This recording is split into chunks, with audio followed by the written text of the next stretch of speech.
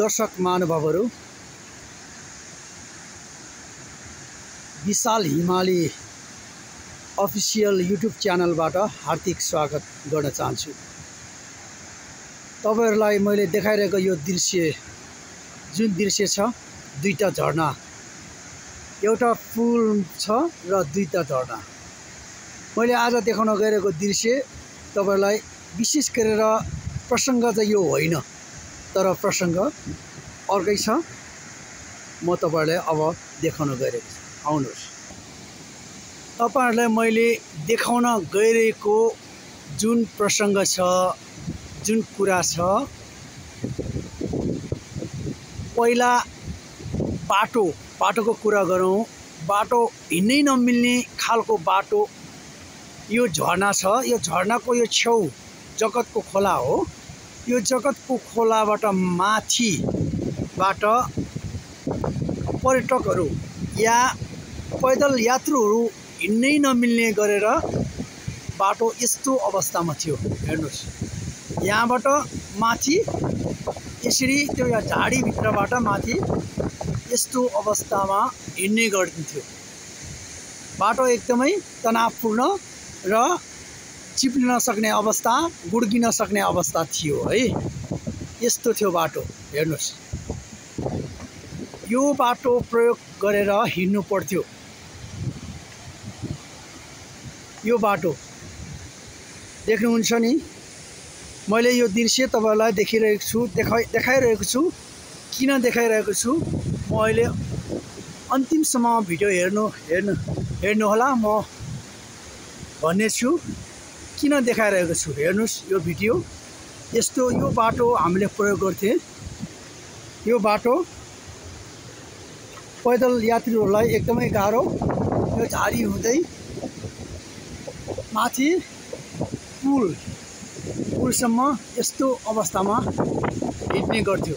हेर्नुहोस्, बाटोको रूप पनि छैन।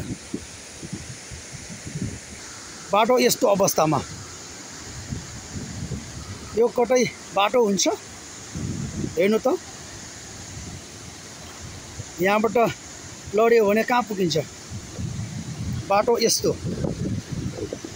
डरलाग्दो होइन? यस्तो थियो बाटो। तर हेर्दा चाहिँ सुन्दर, मनमोहक, रहरलाग्दो दुईटा झरना पनि, ठाउँ एकदमै राम्रो। तर बाटोको अवस्था भने एकदम जीर्ण, एकदमै कहाली लाग्दो यस्तो थियो। बिस्तारै हिँड्नुपर्ने। तर दर्शक महानुभावहरू, अब तपाईँ चिन्ता नलिनुहोस्।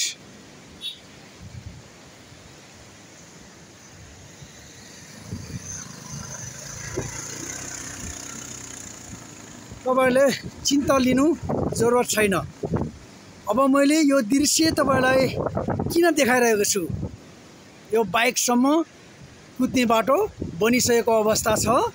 जुन अघि मैले देखाएँ त्यो बाटो पहिलाको बाटो थियो, हिँड्नै नमिल्ने। त्यस्तो बाटो भएको कारण गाउँपालिकाले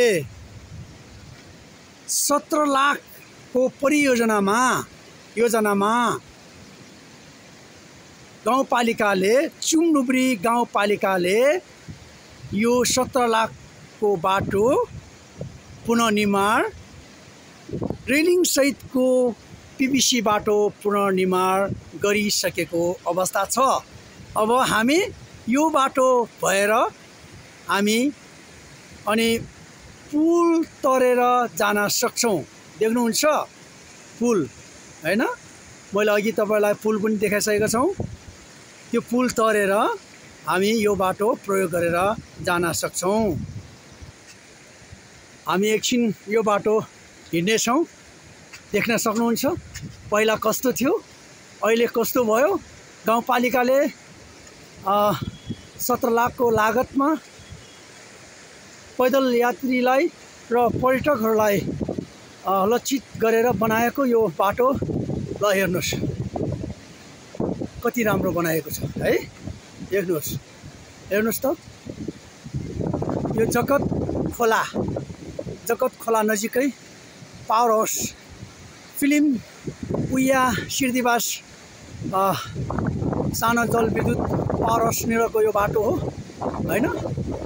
माथि पुलै छेउसम्म र उता पुल छेउनिर पनि रेलिङ सहितको कृषि बाटो, उता पारिपट्टि पनि बनिसकेको अवस्था छ। तपाईले अब यो बाटो प्रयोग गर्न सक्नुहुन्छ। हामीले मान्छे, खच्चर, घोडा, पैदल यात्रु जो जति छ अनि मोटरसाइकलहरू, किनभने मोटरसाइकललाई पनि यो ठुलो खोला तर्नलाई गाह्रो हुने भएर हैन, यत्रो ठुलो छ खोला, सक्दैन हिँड्नलाई गाह्रो हुने भएकोले हामीले यो बाटो चाहिँ बाइकसम्म हिँड्न सक्ने बनाएको हो। तपाईले यो बाटो अघि बाइक पनि कुदिसकेको देखिसक्नु भएको छ।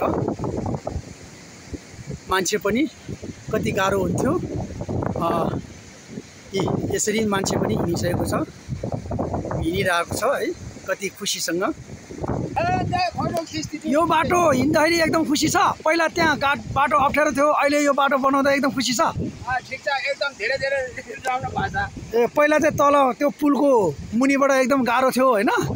अहिले चाहिँ अब गाउँपालिकाले यो बाटो बनाइदिएको छ। तपाईलाई कतिको खुसी लाग्छ? एकदम खुसी छ हजुर, एकदम खुसी छ है हजुर। ए ल ल, धन्यवाद तपाईहरुले खुसी भनिदिएकोमा धन्यवाद। अब तपाईहरुको लागि हिँड्ने बाटो, मान्छेको लागि यो बाटो हामीले बनाइदिएको छ, यो गाउँपालिकाले बनाइदिएको छ है। यसको लागि तपाईले खुसी भनिदिनु भयो, यसको लागि धेरै धेरै धन्यवाद। धन्यवाद छ, धेरै धेरै राम्रो छ यो। हस् त, धन्यवाद।